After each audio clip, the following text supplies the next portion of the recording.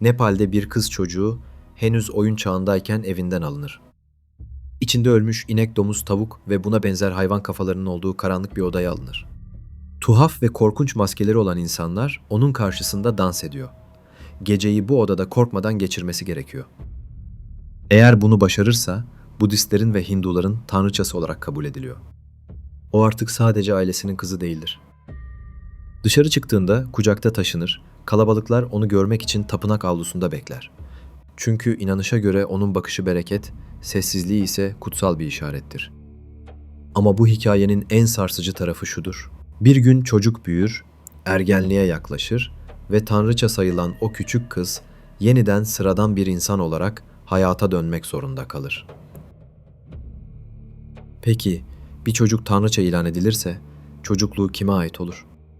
Bugün Nepal'in yaşayan tanrıçaları, Kumarilerin gizemli, kutsal ve tartışmalı dünyasına giriyoruz.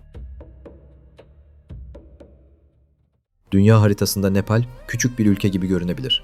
Hindistan ile Çin arasında Himalayaların gölgesinde sıkışmış dar bir coğrafya. Fakat bu küçük ülke insanlık tarihinin en sıra dışı inanç geleneklerinden birine ev sahipliği yapıyor. Katmandu Vadisi'nde dar sokakların, eski tapınakların, tütsü kokusunun ve kalabalık meydanların arasında bir ev vardır. Bu ev dışarıdan bakıldığında yalnızca geleneksel ahşap işçiliğiyle süslenmiş tarihi bir yapı gibi görünür. Ama Nepal halkı için orası sıradan bir ev değildir. Orası Kumari Gahar'dır. Yani yaşayan tanrıçanın evi. Kumari, Nepal'de yüzyıllardır sürdürülen bir gelenektir. Seçilen küçük kız, Hindu inanışındaki Taleju ya da Durga'nın yaşayan temsilcisi olarak görülür. Fakat bu gelenek yalnızca Hindular tarafından değil, Katmandu Vadisi'ndeki Budist topluluklar tarafından da saygıyla karşılanır. İşte bu yüzden Kumari yalnızca dini bir figür değildir. O, Nepal'in geçmişiyle bugünü arasında duran canlı bir semboldür. Ama bu sembolün merkezinde bir çocuk vardır. Oyuncaklarla oynaması gereken yaşta ona kırmızı kıyafetler giydirilir. Alnına dikkat çekici bir göz motifi çizilir. Saçları, takıları, bakışı ve duruşu artık yalnızca bir çocuğun görüntüsü değildir. Halk onun yüzünde kutsal bir işaret arar. Gülümserse başka, ağlarsa başka, sessiz kalırsa başka anlamlar çıkarılır. Ve en etkileyici noktalardan biri şudur. Bir kumarinin ayaklarının yere değmemesi gerektiğine inanılır. Çünkü o artık gündelik dünyanın içinden yürüyen biri değildir. O, kutsal kabul edilen bir varlığın bedendeki temsilidir. Bu yüzden dışarı çıktığında taşınır. Festival zamanlarında özel arabasına bindirilir. Halk onun önünde eğilir, ayaklarına dokunarak kutsama almaya çalışır. Bir çocuğun ayakları oyun oynamak için toprağa basmaz. Bir çocuğun penceresi dışarıyı özgürce seyretmek için değil, halkın onu görebilmesi için açılır. Bir çocuğun sessizliği, yorgunluk ya da utangaçlık olarak değil, ilahi bir işaret olarak yorumlanır. İşte kumar geleneğini bu kadar sarsıcı yapan şey tam da burada başlar. Bir tarafta binlerce insanın yüzyıllardır inandığı kutsal bir gelenek vardır. Diğer tarafta ise henüz kendi kaderini anlayamayacak yaşta bir çocuk. Peki bir kız çocuğu nasıl kumari seçilir? Bu seçim sıradan bir aile kararı değildir. Geleneksel olarak kumari, Katmandu Vadisi'nin Noar topluluğuna bağlı Şakya ya da Bajraşarya ailelerinden seçilir. Çocuk henüz ergenliğe ulaşmamış olmalıdır. Vücudunda belirgin bir yara ya da kusur bulunmaması beklenir. Saçları, gözleri, dişleri, teni, sesi, sakinliği ve korkusuzluğu sembolik olarak değerlendirilir. Bazı anlatılarda karanlıktan korkmaması gerektiği söylenir. Çünkü yaşayan tanrıça olacak çocuğun yalnızca güzel değil, aynı zamanda ruhen güçlü olduğuna inanılır. Bu noktada hikaye bir masal gibi duyulabilir. Ama bu masalın sonunda çocuk gerçek bir eve değil, kutsal bir görevin içine girer. Seçim tamamlandığında küçük kız ailesinin günlük hayatından ayrılır ve Kumari Gahar'a götürülür. Artık onu herkes istediği zaman göremez. Artık o okul bahçesinde sıradan bir çocuk gibi koşamaz. Dışarıya çıkışı sınırlıdır. Günlük yaşamı törenler, ziyaretçiler, ritüeller ve kurallarla çevrilidir. Yakın geçmişte bu gelenek dünyaya yeniden haber oldu. 2025 yılında Aryatara Shakya isimli küçük bir kız Nepal'in yeni kraliyet kumarisi olarak seçildi. Henüz 2 yıl 8 aylıktı. Yani dünyanın birçok yerinde çocukların konuşmayı, koşmayı, oyun kurmayı yeni öğrendiği bir yaşta o yaşayan tanrıça olarak Kumari Gahar'a götürüldü. O gün Katmandu sokaklarında onu ailesi taşıdı. Kalabalıklar onu görmek için toplandı. Geleneksel müzikler çalındı. Çiçekler sunuldu ve insanlar onun önünde eğilerek kutsama almaya çalıştı. Bu görüntü dışarıdan bakan biri için şaşırtıcı olabilir.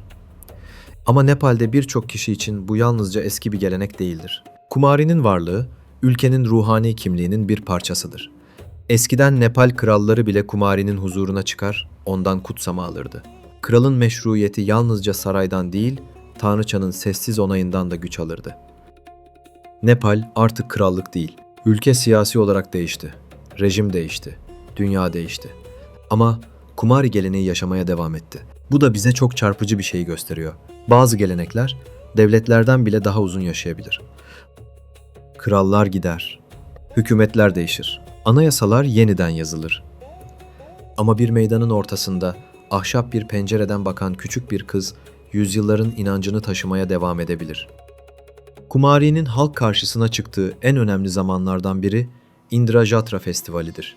Katmandu sokakları kalabalıklarla dolar. Kırmızı ve altın renkleri meydanlara yayılır. Tören arabaları çekilir. Müzikler çalınır. İnsanlar sadece bir çocuk görmek için değil, kutsal bir varlıktan işaret almak için oraya gelir. Kumari pencerede göründüğünde kalabalığın hareketi değişir. Gürültü bir anda farklı bir saygıya dönüşür. Bazıları dua eder, bazıları telefonlarını kaldırır, bazıları sadece birkaç saniyeliğine onun yüzüne bakabilmek için saatlerce bekler. Çünkü inanışa göre Kumari'nin bakışı uğur getirir. Onu görmek bile kutsal kabul edilir. Hatta bazıları için bir hastalığın, bir yolculuğun, bir işin ya da bir aile meselesinin cevabı onun sessiz duruşunda aranır. Ama burada belgeselin en zor sorusu başlıyor. Bir toplumun kutsalıyla bir çocuğun hayatı karşı karşıya geldiğinde sınır nerede çizilir? Kumari'nin yaşamı dışarıdan görkemli görünebilir. Güzel kıyafetler, takılar, törenler, saygı ve halkın ilgisi, fakat bu görkemin arkasında yalnızlık da vardır. Çünkü Kumari diğer çocuklar gibi sokakta koşmaz. Arkadaşlarıyla her gün oyun kurmaz. Okula sıradan bir öğrenci gibi gidip sınıfta yerini almaz. Geçmişte Kumarilerin eğitimi ve sosyal hayatı konusunda çok daha ciddi sınırlamalar olduğu anlatılır. Günümüzde bazı değişiklikler yapılmış, eğitim desteği ve modern imkanlar artırılmıştır. Ama yine de bu hayat sıradan bir çocukluk değildir. Bir kız çocuğu için en garip şey belki de şudur. Herkes ona saygı duyar. Herkes onun kutsal olduğuna inanır. Ama bu saygı onun çocuk olmasını kolaylaştırmaz. Çünkü çok küçük yaşta üzerine büyük bir anlam yüklenmiştir. O ağladığında insanlar bunu çocukça bir tepki olarak mı görür? Yoksa bir işaret olarak mı yorumlar? O korktuğunda insanlar bunu doğal bir duygu olarak mı kabul eder? Yoksa tanrıçaya yakışmayan bir zayıflık gibi mi düşünür? O sadece susmak istediğinde sessizliğinin üzerine kaç farklı anlam bindirilir?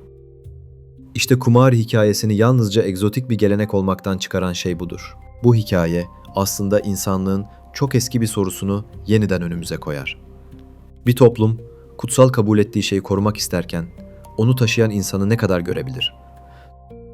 Ve Kumari'nin hayatındaki en büyük kırılma tanrıçalık sona erdiğinde yaşanır. Gelenek gereği Kumari ergenliğe yaklaştığında ya da ilk adet dönemine ulaştığında görevinden ayrılır. Çünkü inanışa göre artık ilahi güç onun bedeninden ayrılmıştır. Düne kadar yaşayan tanrıça olarak görülen çocuk bir anda sıradan bir genç kıza dönüşür. Ama gerçekten bu kadar kolay mı? Bir gün herkes önünde eğilirken, ertesi gün normal hayata dönmek, bir gün dışarıya kutsal bir figür olarak çıkarken, ertesi gün sokakta sıradan bir insan olmak, bir gün ayakları yere değmesin diye taşınırken, ertesi gün kendi yolunu yürümek, bu geçişin ne kadar zor olabileceğini tahmin etmek bile kolay değil. Eski Kumarilerin normal hayata uyum sağlama sürecinde zorluk yaşayabildiği yıllardır tartışılıyor. Bazıları eğitimine devam ediyor, bazıları toplum içine yeniden karışmaya çalışıyor. Bazıları ise çocukluk yıllarının büyük bölümünü farklı bir dünyanın içinde geçirmiş olmanın ağırlığını taşıyor. Çünkü mesele yalnızca bir unvanı bırakmak değildir. Mesele kendi kimliğini yeniden kurmaktır. Ben kimim? Tanrıça mıydım? Çocuk muydum? Yoksa herkesin inancı arasında sıkışmış bir insan mıydım? Bu sorular dışarıdan sert görünebilir. Ama bu geleneği anlamaya çalışırken iki uçtan da uzak durmalıyız. Bir tarafta bu tamamen yanlış ve anlamsız bir gelenektir deyip yüzyıllardır yaşayan bir kültürü küçümsemek var. Diğer tarafta ise Bu sadece kutsal ve dokunulmazdır deyip çocuğun yaşadığı insani tarafı görmezden gelmek var. Gerçek, çoğu zaman bu ikisinin arasında durur. Kumari geleneği Nepal için derin bir kültürel mirastır. Halkın inancı, törenleri, tarihi kimliği ve toplumsal hafızası bu figürün etrafında birleşir. Ama aynı zamanda bu gelenek, modern dünyanın çocuk hakları, eğitim, özgürlük ve bireysel hayat sorularıyla yüzleşmek zorundadır. Belki de bu yüzden Kumari hikayesi bu kadar etkileyicidir. Çünkü burada kötü karakter yoktur. Bir tarafta kızını kutsal bir göreve seçilmiş görmekten gurur duyan aileler vardır. Bir tarafta yüzyıllardır bu geleneğe inanan insanlar vardır. Bir tarafta kültürünü korumak isteyen bir toplum vardır. Ve tam ortada bütün bu anlamları taşıması beklenen küçük bir çocuk vardır. Kumari'nin pencereden baktığı o anı düşünün. Aşağıda kalabalık vardır. İnsanlar dua eder. Kameralar onu kaydeder. Turistler hayranlıkla izler. Yaşlılar saygıyla başını eğer. Ama pencerenin ardında duran kişi hala bir çocuktur. Belki oyun oynamak ister. Belki annesini arar. Belki kalabalığın neden ona baktığını tam olarak anlamaz. Belki de kendisine anlatılan kutsal rolün içinde büyüdüğü için bunu hayatın doğal biçimi sanır. İşte bu yüzden Kumariler yalnızca Nepal'in yaşayan tanrıçaları değildir. Onlar aynı zamanda insanlığın gelenek ile modernlik arasındaki en çarpıcı aynalarından biridir. Bizim bu hikayeye bakarken sormamız gereken soru belki de farklıdır. O küçük kız gerçekten tanrıça olduğu için mi herkes ona bakıyor? Yoksa insanlar kendi korkularını, umutlarını ve kader arayışlarını onun yüzünde görmek istediği için mi? Kumari'nin hikayesi bu yüzden yalnızca Nepal'e ait değildir. Çünkü dünyanın her yerinde toplumlar, bazen çocuklara, bazen liderlere, bazen sembollere, bazen de görünmez geleneklere olması gerekenden fazla anlam yükler. Ve o anlamın altında kalan insanı görmeyi unutur. Nepal'in yaşayan tanrıçası bize şunu hatırlatır. Bir insanı kutsallaştırmak, bazen onu daha görünür yapmaz. Kutsallaştırmak, tam tersine onun gerçek sesini daha da sessizleştirebilir. Sonunda Kumari büyür, kırmızı kıyafetlerini çıkarır, tapınak penceresinden uzaklaşır. Yıllarca kendisine bakan kalabalığın içinden bu kez sıradan biri olarak geçer. Ama onun hikayesi orada bitmez. Çünkü asıl soru, tanrıçalık sona erdiğinde başlar. Bir çocuk, yıllarca herkesin kutsal gördüğü biri olduktan sonra kendi hayatına nasıl geri döner? Ve biz bu hikayeyi izlerken yalnızca Nepal'in eski bir geleneğini mi görüyoruz? Yoksa insanlığın çocuklara yüklediği büyük anlamların bedelini mi? Belki de en sarsıcı gerçek şudur. Kumari'nin ayakları yere değmez. Ama onun hikayesi insanın kalbine en ağır şekilde dokunur. Videoyu beğenin ve abone olun ki bir sonraki videomda görüştüğümüzden emin olalım.